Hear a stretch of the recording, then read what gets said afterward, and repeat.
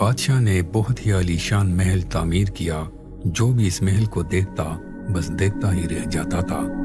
محل نہیں تھا، جنت کا ٹکڑا تھا۔ غرض یہ کہ جو بھی آتا دیکھتا اور حیران رہ جاتا تھا۔ مگر بادشاہ نے ساتھ ہی ایک عجیب شرط رکھ دی۔ جو شخص محل کو ایک مقررہ وقت میں دیکھے گا تو پورا محل اسے دے دیا جائے گا، لیکن جو شخص اسے مقررہ وقت میں نہیں دیکھ پاتا تو اس کا سر قلم کر دیا جائے گا۔ بہت سارے سرپرے نوجوان منع کرنے کے باوجود اپنی جان گوا بیٹھے۔ جو بھی جاتا پورا کیا آدھا محل بھی نہ دیکھ پاتا تھا کہ وقت پورا ہو جاتا تھا اور اس کا سر قلم کر دیا جاتا تھا۔ اس بات کی خبر بہت دور دور تک پہنچ گئی۔ ایک نوجوان دیہاتی کے کانوں تک بھی یہ خبر اڑتی اڑتی پہنچ گئی۔ نوجوان نے جب پوری بات سنی تو تصدیق کی اور بادشاہ کے محل پہنچ گیا۔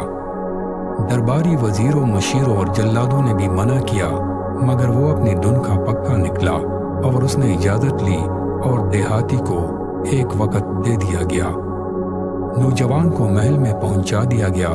نوجوان نے ایک سرے سے لے کر دوسرے سرے تک در و دیوار، کمرے، راہداریاں، پانوس، قالین، سوپے، تالاب، العرض ایک ایک چیز کڑے پہرے میں دیکھ لی اور وقت ختم ہونے سے پہلے بادشاہ کے روبرو پیش کر دیا گیا۔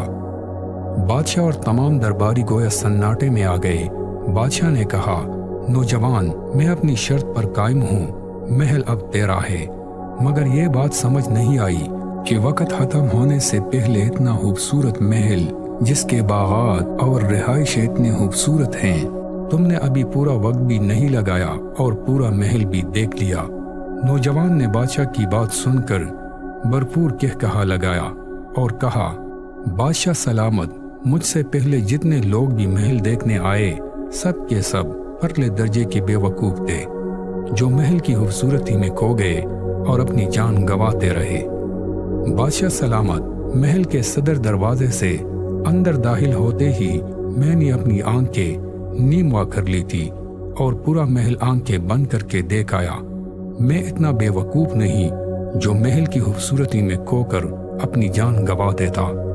بادشاہ سلامت، اب محل میری ملکیت ہے، میں اسے جی بھر کر دیکھتا رہوں گا۔ دوستو، وہ محل دنیا ہے اور بادشاہ وہ کریم ذات ہے، اور محل کی خوبصورتی میں کھو جانے والے ہم انسان ہیں، اور نیم و آنکھ والے وہ دانا اور کامیاب انسان